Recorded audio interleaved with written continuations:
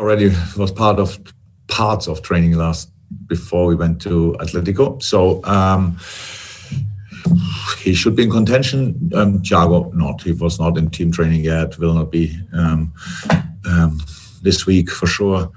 Is running meanwhile, so that's a good sign. I think it's this week and then the next week, and then we have international.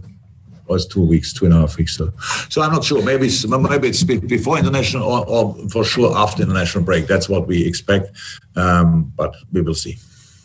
Obviously, a big game in terms of the rivalry between the two clubs, and a big game that impacts the title race positions as well. But Paul Scholes said after watching United in midweek, Jurgen Klopp, watching that game, will be rubbing his hands together, obviously at the prospect of what Liverpool could possibly do given United's performance in midweek. So just how accurate was that assessment by Paul Scholes? I was together with me when I watched the games. There was not 1 second when I was rubbing my hands. I can't say that. There was no reason for it. If you watch the game, then you obviously could see that Atlanta cost United in the first half some problems. But even in that half, I think United had 3 clear-cut chances in one situation of the goalie. So with all the things, so in the second half was a pure power presentation of United. They went for it, and with the quality they have, they can cause then any team problems, especially when you stop playing football. But obviously Atlanta did a little bit. So no, I was not rubbing my hands, and I've not. I prepared the team for a tough game against a really good opponent. So I don't prepare them now like for 3-4 days for Man United and Battle of Britain and all these kind of things that we are long enough together that we all know the importance of this game. We prepare them for a football team, and that's a really good football team they have. And that's it. And it's an away game as well for us, so it's a home game for them. So that's what we do. Finally for me, Jurgen, obviously you've spoken before about wanting to be part of big games like this. It's one of the reasons for being in the position that you are. But Mikel Arteta spoke about the treatment of Steve Bruce this week, and he says that the treatment of Steve Bruce is putting potential managers off. What do you think? Sorry, which treatment? The treatment in terms of criticism, abuse from certain sections as well that Steve Bruce has suffered. Steve Bruce spoke pretty openly about the impact that it's had on himself and his family this week. And Mikel was reacting to that and saying that it's that kind of treatment that puts potential managers off coming into the game, or even players staying in the game once they've finished their playing career. Social media or what is a mix of it all, social media, I suppose, criticism from the media as well.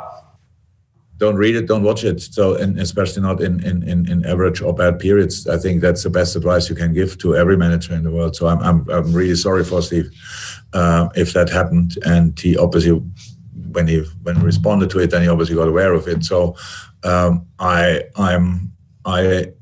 think that's one of the most important skills in modern football for a manager is either way not to let criticism to get too close to you, or just ignore it. That's what I do, by the way. And so far in my career, I never felt it maybe like Brucey felt it now. I don't know, but that's a situation, and the world is like this. Everybody can say what they want. That's fine for me because I don't read it. But if you read it, then it might hurt. So that's possible. That's the part of communication or social media, communication via social media, I don't understand. So there are always two parts. If you read it, you say it, and that's obviously possible. And they say bad things out there, not only about managers, about the world, about all big decision makers on this planet and stuff like this. And then you need somebody who reads it. If you don't read it, it cannot harm you. So that would be my advice for young managers. And then you can do the job pretty long and pretty well. Thank you, Vinny. We go to Hugh for 2 from Premier League Productions, and then to Juliet from the BBC. Hi, Jurgen. Alisson had something interesting to say after the Atleti game about the fact that you said just what they wanted or they needed to hear at half-time in that game. I don't know if it's an English obsession about rousing speeches at half-time, but it seems to me that they're kind of old-fashioned. Do you place a great value in what you say at half-time and how you say it? Yeah. I have not the biggest influence on my team, obviously, during the game, because it's very loud. The stadium, it was in the Wanda Metropolitano. It was very loud. Pep Linders was constantly talking to me, and I understood pretty much like 10%, and we were next to each other. So you are not that influential during a game. It's more visual. Oh, the boss doesn't look happy or whatever. So yes, I think it's very important that we say the right stuff in the right moment before the game, in halftime, and if you can reach out to them then during the game as well. But that's my job, obviously, to analyze the things in the right way and to tell the boys how we can keep going or what we have to improve or how we can use the information we got in the first half. That's the job. One of the reasons I ask that is because you might have a very different first half Manchester United to a second half Manchester United based on what we've been able to see from them recently. So is one of the messages to your team this Sunday, be aware of their ability, certainly their recent ability, to resurrect themselves from a difficult position? Yeah, no. Didn't think yet about what I will tell the boys, actually. But come on, we all know how the world in football is. And they won all that game. But this is United-Liverpool is a massive game, obviously, we know that. I think Man United is not overly happy with the results they got so far, but we all know that they are able to do incredible stuff. So that's how it is. We saw it already. We try to focus mainly on ourselves. But of course, if you ask me about halftime talk now, the game is over after the final whistle, not after that, the whistle after 45, 46 minutes. So we know that, but I might mention that, but it depends on the result, obviously. Brilliant. Okay, we go across the room now. We go to Juliet, then to James from TalkSport, then to James from BBC Merseyside. Jules first. Jurgen, just picking up on what Hugh was saying, the fact that United do seem to dig deep when things are looking dire, sort of digging out those results. We saw in midweek, you called it a dirty 3 points, the ugly wins, they're the most important. Will the intensity of midweek, be in the mind of both managers and sort of have a sway in the performance that maybe we'll see on Sunday with, perhaps, team selection and energy levels because of the shift that both teams had to put in midweek? Oh, should we play Tuesday and we play on Sunday? We don't have to think about that. No, I don't think United Wednesday, Sunday has to think about that. Wednesday, Saturday could have been our problem at Atletico. We had a lot of problems, obviously, one is the opponent, but it was a massive problem. We saw that. They had the weekend off before. So they played with 10 men, but of course they had a completely different energy than we could have in that game. And so we fought through that. That's how it is. But we came through it. That's good. And now we recovered for the last 2 days. And now today we start preparing the game properly. And that's exactly how it should be. No consideration because of the intensity of the last game, for us at least. Okay, we go to James from TalkSport for one. Jurgen, two of the best in the world in action this weekend with Mo Salah and Cristiano Ronaldo. They're both brilliant goal scorers, but how do they compare as players?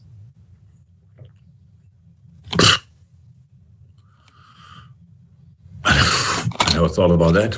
Why should you compare Cristiano Ronaldo and Mo Salah? So obviously both are world-class players. So that's how it is. And I would say, even when Ronaldo's left foot is not that bad, but I would say most left foot is probably better.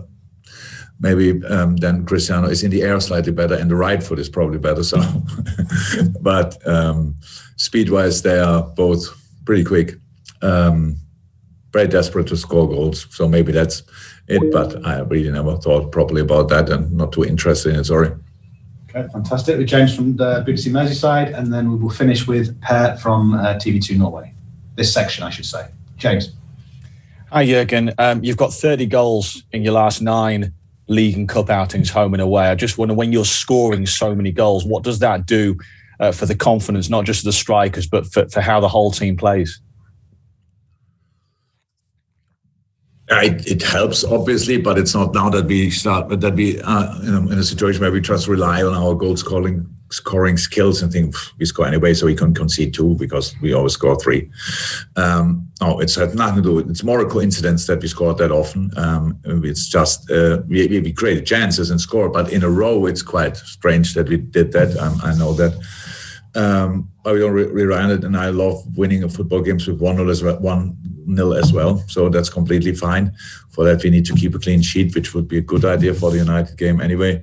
But yes, scoring goals is good for confidence, but relying on that is already the first step in a completely wrong direction.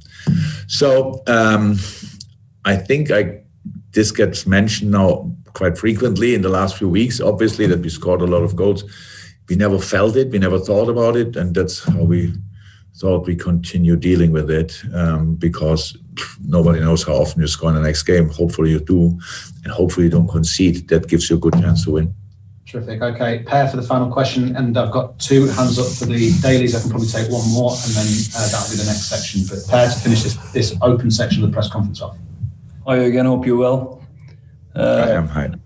Maybe you answered this before, but I wanted to ask you anyways. Earlier this season, Ollie suggested that the comment you made about Man United's penalties after the Southampton game last season has influenced the referees and made it more difficult for them to get penalties. What's your take on that? Nothing really to say about it. I think when Ole said it, in between what I said and when Ole said what he said, they had 5 penalties and we had 2. No, still, even, and we all know, come on, that the refs are not, we can't influence refs by things like that. But having the amount of penalties that United had before that was quite exceptional. They are good, they go in the box, they have these kind of situations. But we have them as well and got not even the similar amount of penalties. That's just facts. Who cares? It's done. And nothing else to say about it. Thank you, Per. We'll call that. Okay, now we go to the embargoed section. I've got